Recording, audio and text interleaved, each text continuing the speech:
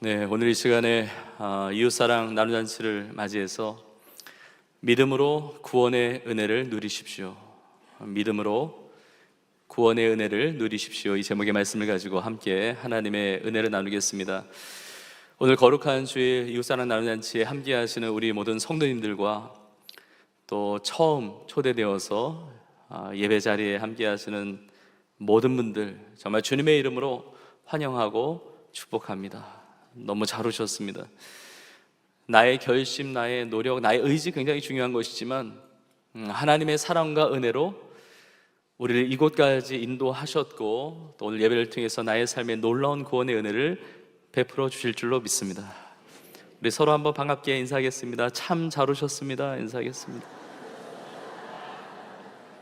네, 우리 한 번 더 인사하는데 우리 이웃사랑 나눔잔치인데 우리 사랑의 마음을 담아서 옆 사람 이렇게 보시면서 사랑합니다, 축복합니다. 다시 한번 인사하겠습니다. 네. 전혀 사랑의 마음이 없는데도 인사하신 분들은 순종해 주셔서 감사하고 오늘 예배를 통해서 주님의 풍성한 사랑을 여러분 누리시고 그 사랑으로 또 다른 영혼들을 품을 수 있는 여러분 될 수 있기를 주의 이름으로 축복합니다. 예배 자리에 계시는 여러분 한 분 한 분이 얼마나 아름다운 분들인지 모릅니다. 하나님이 너무나 사랑하시고 너무나 귀하게 여기시는 한 분 한 분, 여러분을 구원하기 위하여, 여러분을 자녀 삼기 위하여 하나님의 사랑으로 기다려 주신 것입니다. 어제 기대봄 축제가 있었습니다. 오전에 비가 좀 왔지만 오후에 비가 그치고 또 많은 분들이 이제 교회에 오셔서 즐겁고 행복한 시간을 보냈습니다. 많은 것 이렇게 먹기도 하고 또 여러 프로그램에 함께 하시기도 하시고 또 우리 아이들 보니까 얼마나 예쁘고 사랑스러운지 교회에서 이렇게 행복하게 또 즐거움을 가지고 이렇게 보내는 아이들 보니까 너무 감사하더라고요.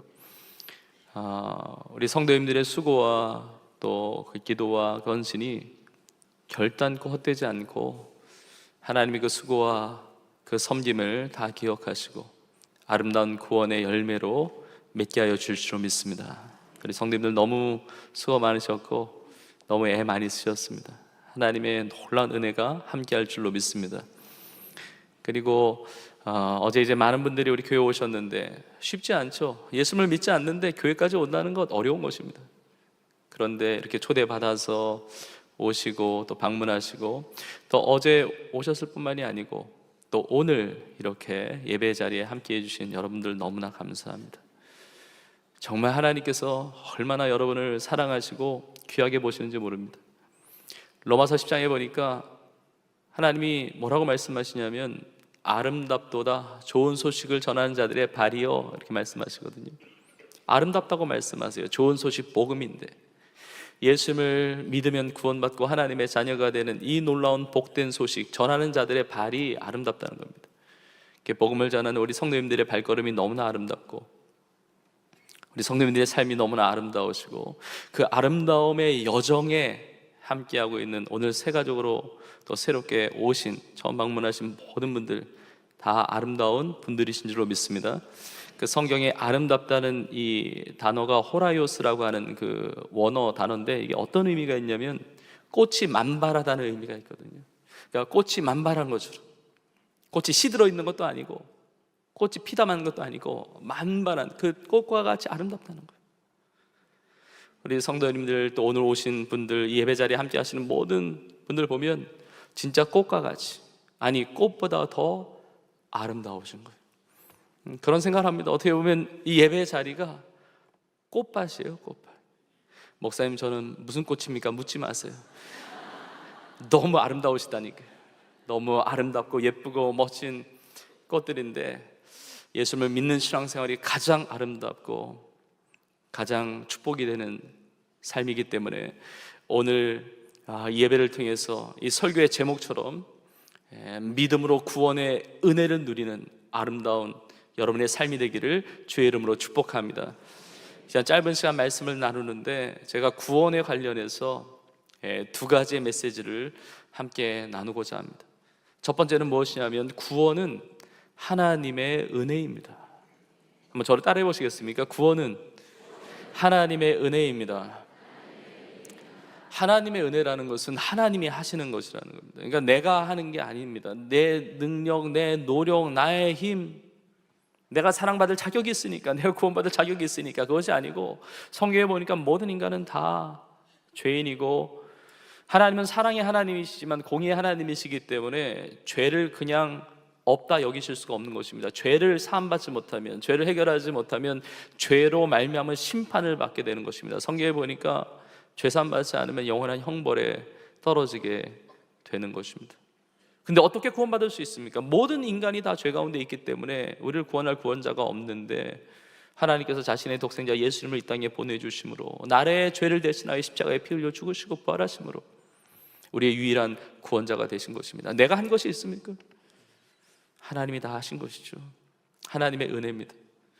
오늘 본문에 보니까 사도 바울이 예수님 믿기 전에 이렇게 살았습니다. 나의 육체에 신뢰할 것 많다고. 이 빌립보서는 사도 바울을 통해서 하나님께 쓰게 하셨는데, 나의 육체, 뭐 다른 사람도 그렇겠지만 난 자랑할 것이 많고 난 신뢰할 것이 많다. 육체, 머리가 똑똑하고 삶의 배경과 그 모든 것들이 대단한 사람입니다.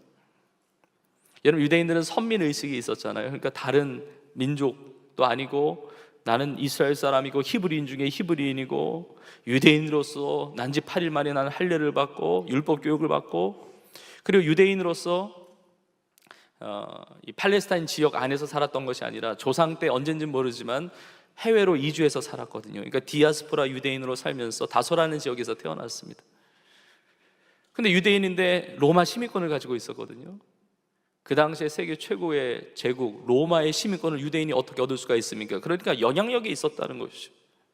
당시에 많은 사람들이 돈을 주고 또 시민권을 샀기 때문에 아마 부유한 자였을지 모릅니다. 근데 문제는 뭐냐면 그것이 나를 구원하지 못했다는 것입니다. 내 삶의 능력, 내 삶의 배경, 내 삶의 학식, 그 모든 것이 나의 죄를 씻지 못하고 의롭게 하지 못했다는 것이죠. 그러니까 늘 인생이 공허한 거예요.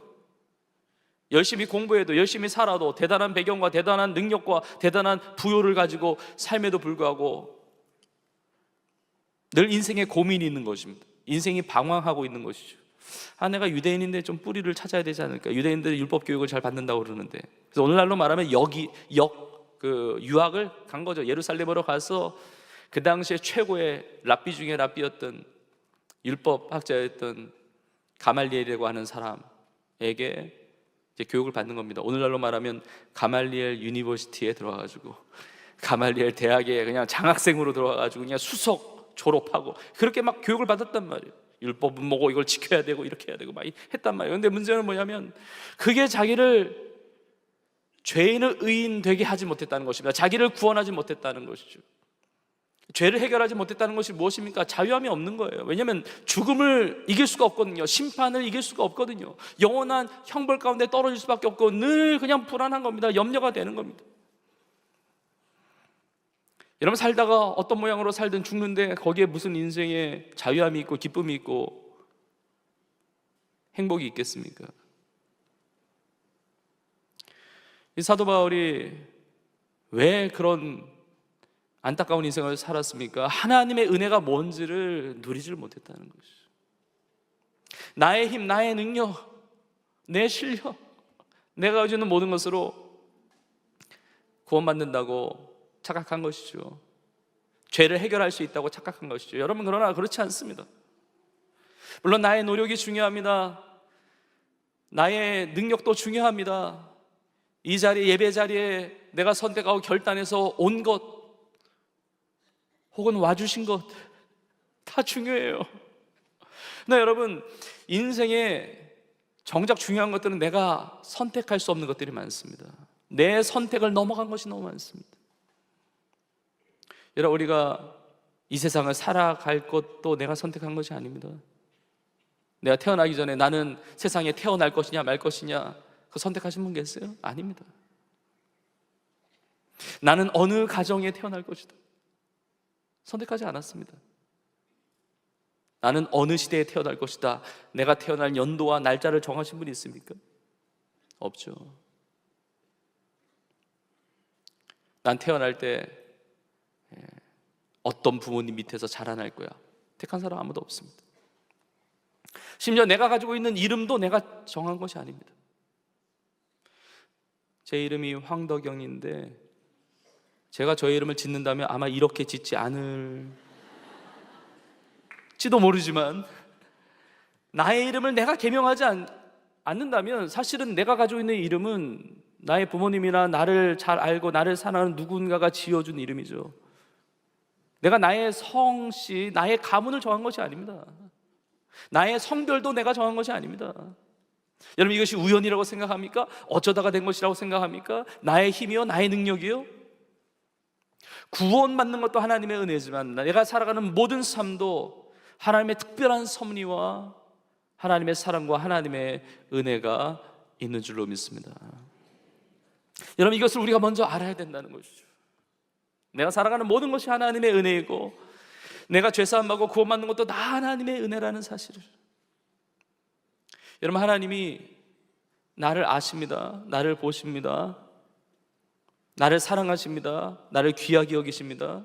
내가 그것을 받아들이지 않고 내가 그것을 깨닫지 못한 날짜도 하나님은 나를 늘 바라보시며 아시며 사랑으로 기다리셨습니다.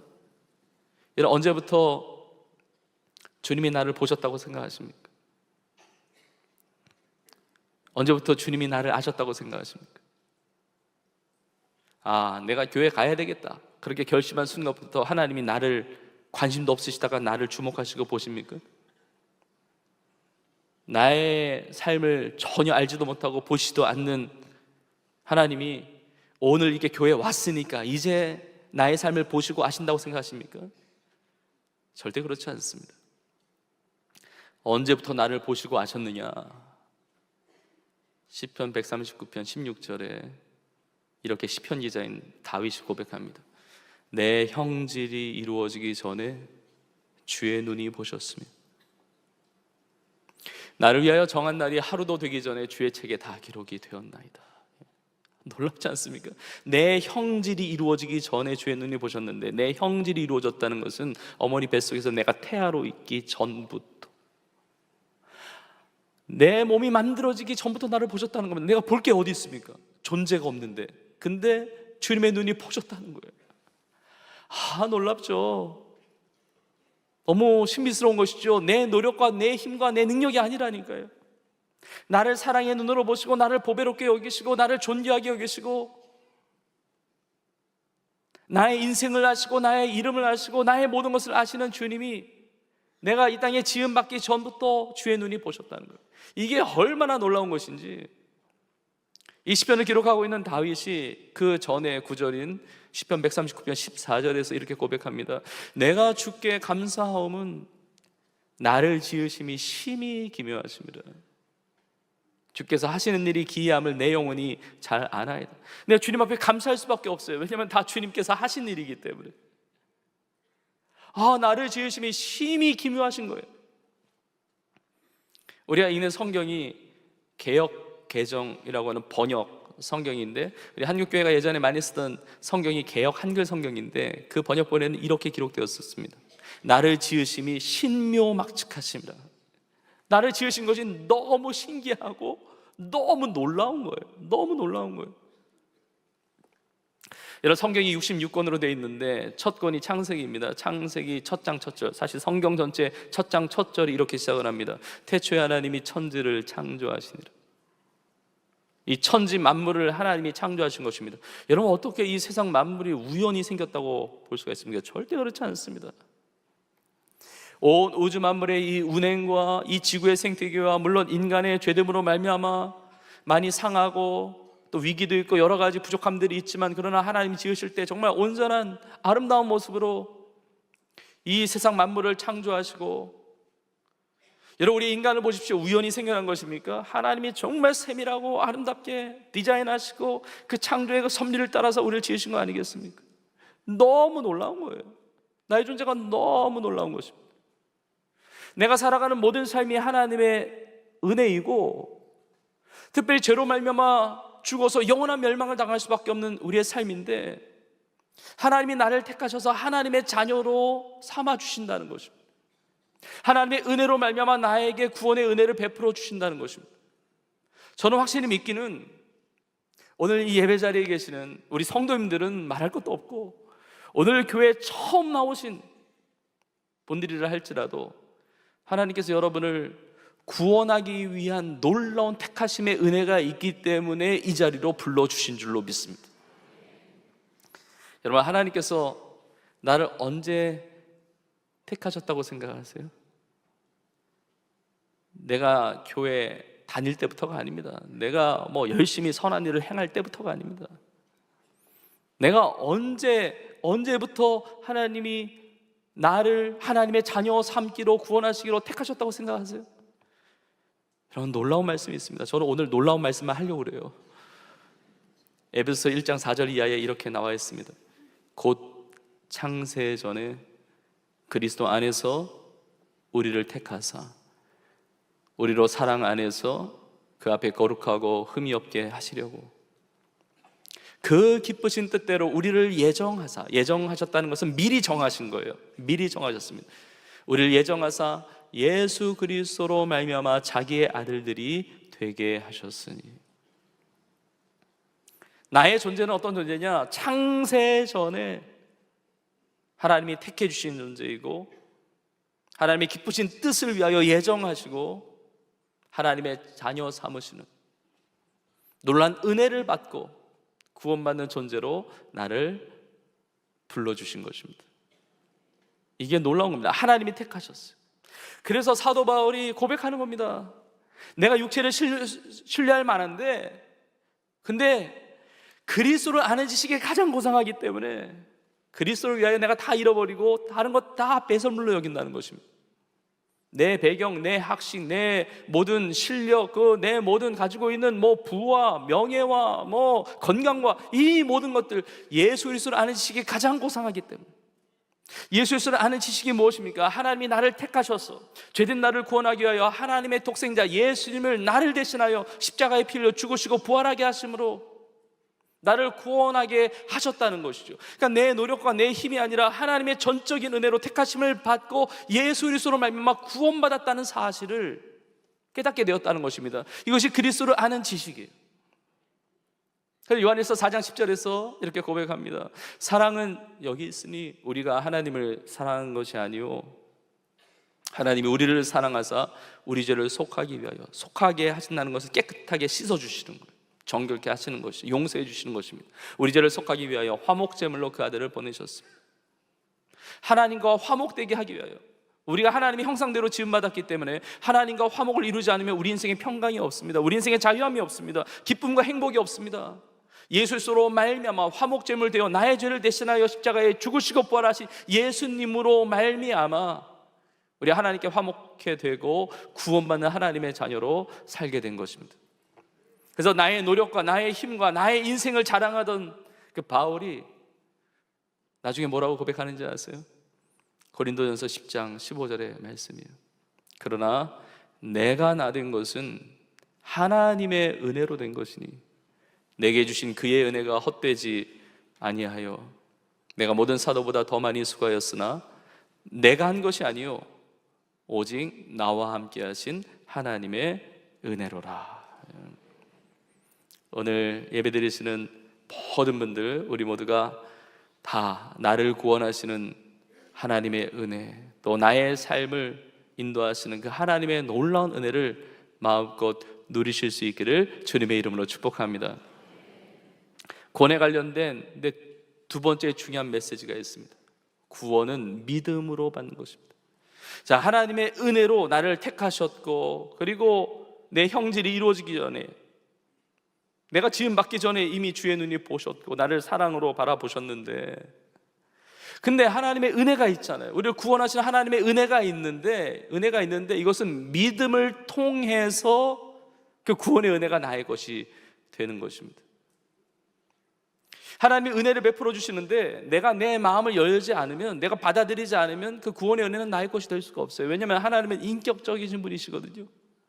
강압적으로 하시는 분이 아니에요. 사단 마귀는 강압적으로 막 문 부시고 들어와서 도적질하고 강탈하는 존재지만 하나님은 인격적인 분이시거든요. 우리 마음의 문을 두드리신단 말이에요. 우리의 마음을 여는 거죠. 이 구원의 은혜, 전적인 하나님의 그 사랑의 은혜를 나에게 주시는데 그거 받아야 돼요. 그 선물을 받아야 돼요. 내 마음을 열어야 돼요. 영접해야 됩니다. 아, 예수님이 나의 구주가 되심을 내가 믿는다고 입으로 시인하고 고백하고 받아들이고. 그래서 오늘 본문의 마지막 부분에 보면 사도 바울이 이렇게 고백합니다. 내가 가진 의라고 하는 것, 죄된 나의 인생이 죄 씻음 받고 사함 받고 구원받아 의로운 하나님의 자녀 된 것, 내가 가진 의는 율법의 의가 아니라, 율법으로 말미암은 것이 아니라 오직 그리스도를 믿음으로 말미암은 것이다. 곧 믿음으로 하나님께로부터 난 의라 이야기합니다. 하나님께로부터 난 거예요. 나로부터 시작된 것이 아니라 하나님의 은혜죠. 하나님의 은혜인데 그걸 믿음으로 받았다. 믿음으로. 그래서 에베소서 2장 8절에 이렇게 말씀하고 있습니다. 너희는 그 은혜에 의하여, 하나님의 은혜가 있어요. 그 은혜에 의하여, 그런데 믿음으로 말미암아 구원을 받았으니 이것은 너희에게서 난 것이 아니요 하나님의 선물이라. 나를 구원하시는 하나님의 은혜가 있는데 오늘 예배를 통해서 하나님께서 이 구원의 선물을 베풀기를 원하시는데, 여러분 모두가 두 손을 내밀어서 믿음으로 이 하나님의 구원의 선물을 다 받으실 수 있기를 주님의 이름으로 축복합니다. 여러분, 예수님을 믿으면 내가 구원받을 뿐만이 아니고, 이게 구원, 내가 나중에 죽어서 천국 간다 이 정도가 아니고요, 구원받으면 인생 자체가 완전히 다 달라지는 것입니다. 완전히 달라. 구원의 감격, 구원의 기쁨, 구원의 소망, 구원받은 하나님의 자녀로서 승리하는 인생, 모든 것이 완전히 달라집니다. 완전히 변화됩니다. 여러분, 인류 역사가 주전과 주, BC와 AD로 이렇게 나눠져 있듯이 우리가 주 2025년을 살고 있잖아요. 주전과 주로 역사가 예수 그리스도를 중심으로 나누어져 있듯이, 예수 그리스도를 믿으면, 그 하나님의 은혜를 믿음으로 받으면 내 인생의 주전과 주가 나뉘어지듯이 완전히 달라진다는 것입니다. 완전히 달라져요. 그래서 고린도서 5장 17절에 말씀하고 있습니다. 그런즉 누구든지 그리스도 안에 있으면, 그리스도 안에 있다는 것은 믿음으로 그리스도 안에 있게 되는 것입니다. 그리스도 안에 있으면 새로운 피조물이라. 이전 것은 지나갔으니 보라 새 것이 되었도다. 여러분, 예수님을 믿고 여러분의 삶이 달라질 수 있습니다. 여러분의 삶이 변화될 수 있습니다. 여러분의 삶에 주시는 하나님의 놀라운 축복이 시작이 되는 것입니다. 놀라운 하나님의 응답과 하나님의 기적과 하나님의 역사하심, 그 놀라운 구원받은 하나님의 자녀로서의 놀라운 축복된 삶이 새롭게 시작되는 줄로 믿습니다. 여러분, 바울이 오늘 본문에서 그것을 고백하는 것입니다. 나 이렇게 살았었는데 예수 그리스도를 아는 지식으로 말미암아, 예수 그리스도를 믿음으로 말미암아 내가 의롭게 되어 이렇게 은혜를 누리며 산다고 고백하는 것입니다. 오늘 주일 예배 드리면서, 오늘 2예배 드리면서도 우리 성도님 귀한 간증을 해주셨는데, 여러분 1부부터 4부까지 오늘 이제 예배를 드리면서 성도님들이 간증하시는데 다 우리 다른 성도님들이 간증하시거든요. 제가 간증문을 미리 보고 읽고 또 이 간증을 통해서 성도님들이 다, 또 새로 오신 분들이 다 은혜 받으시도록 기도를 했지만, 이렇게 간증할 수 있다는 것이 무엇을 말하느냐? 우리 주님이 살아 역사하신다는 것입니다. 정말 하나님의 놀라운 은혜가 내 삶에 역사하고 있다는 겁니다. 세상의 이야기는 무엇입니까? 세상의 이야기는 다 절망이고 좌절이고 허무함이고 방황이고, 내가 어렵게 세상에서 태어나서 어렵게 세상을 살고, 여러분 세상을 살아가는 것이 만만치 않잖아요. 직장일하고 사업하고 자녀를 양육하고 사람들과 관계를 맺어가면서 인생의 무거운 짐들, 저마다의 짐 다 지고 살지 않습니까? 인생을 그렇게 힘들게 살다가 예수님도 믿지 못하고 죄 사함 받지 못하고 죽는다? 영원한 형벌에 떨어지는 인생, 여러분 얼마나 안타까운 인생입니까? 그런데 힘들게 태어나서 힘들게 살다가 죽은 인생도 허망한 인생이지만 잘 살았어도 예수님 믿지 않으면 허망한 인생이에요. 그 인생에 얼마나 큰 목마름이 있는데요, 그 17세기에 블레이즈 파스칼이라고 하는 그 철학자면서 또 신학자면서 기독교 변증가이다 팡세라는 책을 썼죠. 그런 표현이 있듯이 인간의 마음 속에는 하나님만이 채우실 수 있는 텅 빈 공간이 있다. 하나님 외에는 이거 채울 수가 없거든요. 예수님 믿지 않으면, 예수님 영접하지 않으면, 죄사함 받지 못하고 구원받지 못하면 우리 인생은 텅 빈 공간, 아무리 모든 것들을 다 거기다 붓는다 할지라도 채울 수가 없는 겁니다. 예레미야 3장 12절에서 이렇게 하나님이 안타까운 마음으로 말씀하세요. 내 백성이 두 가지 악을 행하였나니 곧 그들이 생수의 근원되는 나를 버린 것과 스스로 웅덩이를 판 것인데 그것은 그물을 가두지 못할 터진 웅덩이들이니라. 우리가 믿음으로 말미암아 구원을 받는데 그 믿음의 대상이 우리 주님이 아니라, 우리 하나님이 아니라 세상의 것을 의지하며 살았다는 것이죠. 생수의 근원되는 하나님을 버렸다는 겁니다. 인생이 목마르거든요. 그 생수를 주시는데 영원히 목마르지 않는 그 충만한 만족함, 그 구원의 은혜와 그 감격과 정말 세상을 넉넉하게 승리하는 그 은혜를 주시는데 하나님을 버렸다는 것입니다. 생수의 근원을 버리고 문제는 스스로 웅덩이를 팠다는 겁니다. 여기 물 가둘 수 있지 않을까? 목마름을 해결할 수 있지 않을까? 인생이 이렇게 하면 잘 사는 건 아닐까? 스스로 웅덩이를 팠는데 그것이 물을 가두지 못하는 터진 웅덩이라는 것이죠. 소위 말해서 밑 빠진 독에 물 붓기가 된다는 거예요. 모든 걸 다 했는데 남는 게 없다는 것입니다. 내가 잘 살고 있을 때는 이걸 잘 모를 수 있습니다. 그래서 많은 분들이 고난 속에서 예수님을 믿습니다. 예수님 믿으려면 다 고난 받으시라는 얘기가 아니라 내가 잘 살고 있을 때는 주님이 안 보여요. 내가 왜 교회 다녀야 돼? 내가 왜 신앙생활을 해야 돼? 나 남부러울 것 없이 나 잘 살고 있는 것 같은데, 난 뭐 평균 이상으로 잘 사는 것 같은데, 뭐 모든 인생이 다 그런 것이지. 주님이 안 보입니다. 주님의 음성이 안 들립니다. 신앙생활에 관심이 없어요. 예수님을 믿는 것에 대한 관심이 없다가 세상에 의지할 대상들이 다 끊어지기 시작할 때, 그래서 고난이 유익이 되는 거예요. 때로는 고난 가운데 원치 않는 질병이 찾아옵니다.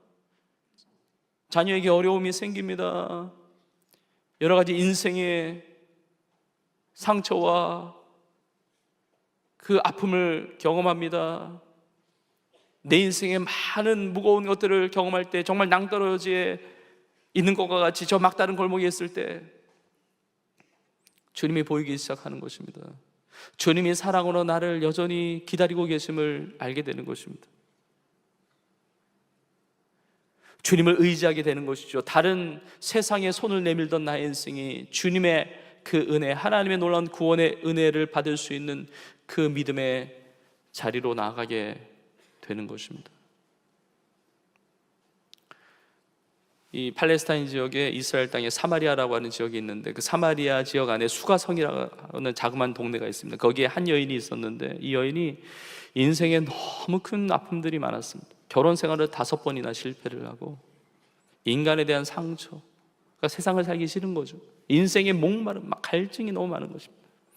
사람들의 눈을 피해가지고 그 떼약볕에 그 야곱이라고 하는 조상 때부터 이어져 내려온 그 야곱의 우물에 가서 물 길러서 마시려고 하는데 목마른 인생이죠. 근데 예수님이 만나주세요. 사실 이 여인을 구원하기 위해서 이 여인의 삶을 변화시키시고 또 그 은혜를 베풀어 주시기 위해서 찾아가셔서 만나주신 거예요. 예수님이 이 여인에게 이렇게 말씀하세요. 너가 내가 누구인 줄 알면 너가 나에게 물을 구하였을 것이다. 근데 여인이 반문합니다. 이 여인은 예수님이 누구신지가 보이지가 않으니까, 그리고 육신의 눈으로 보는 것이 전부니까, 아니 당신이 누군데, 그리고 이 야곱의 우물이 얼마나 깊고 당신 보니까 이 야곱의 우물에서 물 기를 그릇도 없는데 어디서 물을 구해서 나에게 준단 말입니까? 근데 예수님께서 이렇게 대답하십니다. 요한복음 4장 13절 이하에 예수께서 대답하여 이르시되 이 물을 마시는 자마다 다시 목마르려니와, 야곱의 우물에 세상의 물이죠. 다시 목마르다는 거예요. 그런데 예수님이 이렇게 말씀하세요. 내가 주는 물을 마시는 자는 영원히 목마르지 아니하리니 내가 주는 물은 그 속에서 영생하도록 솟아나는 샘물이 되리라. 여러분, 이 생수를 여러분 다 마실 수 있기를 주의 이름으로 축복합니다. 이 영원한 생수, 영원히 목마르지 않는 이 생수를 마신다는 것은 예수님을 믿는 거죠. 성경처럼 이것이 예수님을 믿는 거거든요. 이 말씀을 듣고 주님과의 교제를 통해서 이 여인이 예수님을 믿게 돼요. 정말 영원한 생수의 은혜를 경험합니다. 너무 감사한 거예요. 그 상처가 치유가 됩니다. 회복이 됩니다. 구원의 은혜와 감격을 누립니다. 정말 인생이 너무 행복한 것입니다. 물동이를 버려두고 동네로 뛰어들어가서 내가 예수님, 나의 구원자 그리스도를 만났다고, 예수님이 구주시라고 전도하는 거예요. 전하는 것입니다. 이 놀라운 회복의 은혜가 있는 것입니다. 이런 우리의 삶은 예수 그리스도로 말미암아 이렇게 변화되고 새로워지고 이게 구원의 감격 가운데 살아가게 되는 줄로 믿습니다. 여러분, 우리가 이 자리에 온 것도 하나님의 은혜고, 그리고 예수를 믿을 수 있는 것도 하나님의 특별한 은혜고, 우리의 모든 삶이 정말 다양한 많은 안정들이 있어요. 여러분, 나의 믿음을 과소평가하지 마세요. 겨자씨만한 작은 믿음이라 할지라도 나를 구원하게 하시는 능력의 역사가 나타나는 줄로 믿습니다. 여러분, 이 자리까지 나오신 것도 믿음이잖아요. 여러분, 교회까지 나오신 것에 대해서 만족하지 마시고 그 믿음으로 마음을 여시고 예수님을 나의 구주로 영접하는 그 놀라운 영생의 그 생수의 은혜를 경험하는 여러분 모두가 되기를 주님의 이름으로 축복합니다. 얼마나 놀라운 하나님의 은혜이고 하나님의 축복인지 다양한 이야기들이 있죠, 간증들이. 근데 지난 주간에 성령필사 완성하신 성도님을 이제 기도해 드렸는데, 우리 성도님들은 잘 아시지만 또 처음 오신 분들은 성경 필사가 뭔지 모르실 수 있습니다. 근데 성경 전체, 창세기부터 요한계시록까지 이거 전체를 다 읽는 것을 성경 통독이라고 그러고요. 이게 읽는 것도 시간이 걸리죠. 그런데 이거를 다 쓰는 거예요. 그대로 이렇게 필사를 하는데, 우리 여러 성도님들이 필사를 하셨고 또 해가고 계시는데, 필사를 다 완성을 하면 이제 교회에서 제본을 해드리고 제가 이제 기도도 해드리는데, 지난 주간에 필사 완성하신 성도님을 기도해 드리는데 가족 3분이 각각 필사를 다 완성해서 오셨어요. 근데 우리 교회 청년 자매죠, 그 성도님이 가족들에게 먼저 제안했다는 겁니다. 코로나 기간에 4년 전에 우리가 이렇게 신앙생활하면 우리의 신앙이 이렇게 침체되고 무너질 수 있으니까 하나님의 말씀, 그러니까 믿음으로 반응한 거예요. 하나님 주실 은혜가 있는데 믿음으로 반응한 거죠. 그래서 가족들이 다 같이 필사를 시작하자, 조금씩의 분량이라도 매일매일마다 써 내려가자. 그래서 7명의 가족이 시작했다는 거예요. 근데 이제 4년이 지나면서 3분이 완성을 해서 기도 받으러 오셨는데, 이 성도님의 어머니 권사님도 필사를 다 완성하셨고, 이 성도님도 완성하셨고, 그리고 그 여동생의 남편이죠, 제부가 성경 필사를 다 완성한 거예요, 3분이.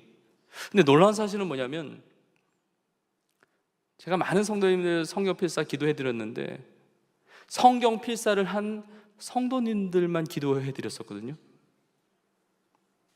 뉘앙스가 느껴지세요? 이 3분 중에 제부는 교회를 안 다녀요. 예수님 안 믿어요. 근데 성경 필사를 다 완성하신 거예요.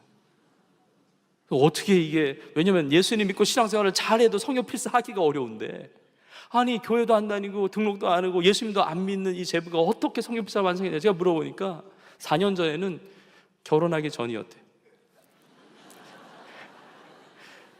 그래서 이 성도님의 가정이 결혼하려면 성경 필사 정도는 해야 되지 않을까 이렇게 하다가 사랑의 힘으로 시작했겠죠. 그때 좀 이해가 되더라고요. 여러분, 그런데 이미 결혼한 지가 4년이 됐고, 그리고 어린 애기도 이제 와서 이제 기도, 제가 이제 다 이렇게 안수기도 해드리고 그랬는데, 여러분 보통 그러잖아요. 결혼 전에 뭐 이렇게 하다가도 얼마나 힘듭니까? 믿음도 없는데, 교회 다니는 것도 아닌데, 결혼하면 나 몰라 그럴 수도 있잖아요. 근데 이분을 하나님께서 구원하기 위한 하나님의 특별한 계획 가운데 중간에 여러 고비가 있었지만 그러나 성경 필사를 완성하게 하신 거예요.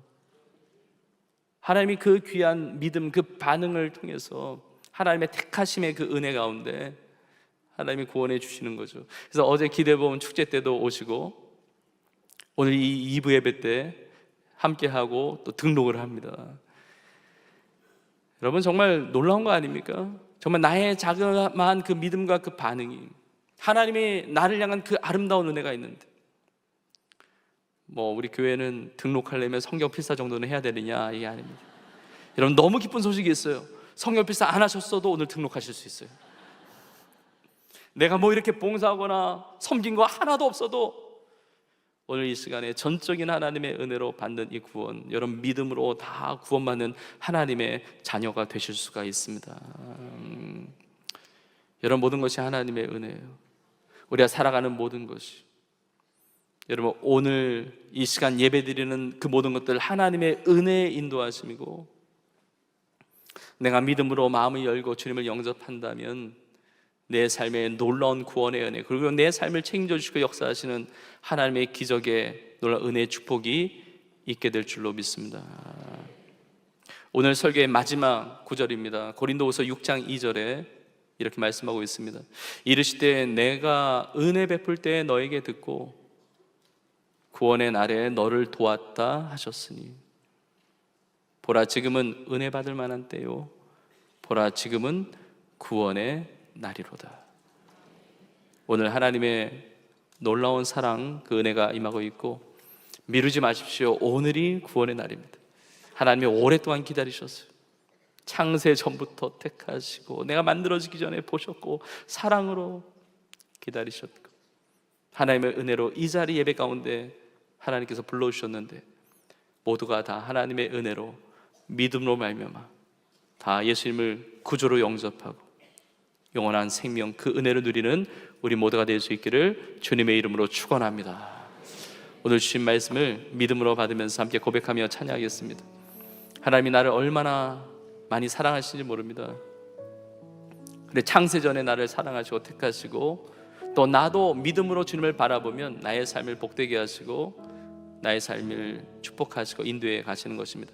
그 믿음의 고백을 담아 함께 찬양하는데, 이 찬양을 모르시는 분들은 가사를 보시면서 나에게 주신 말씀으로 믿음으로 고백해 보시기 바랍니다.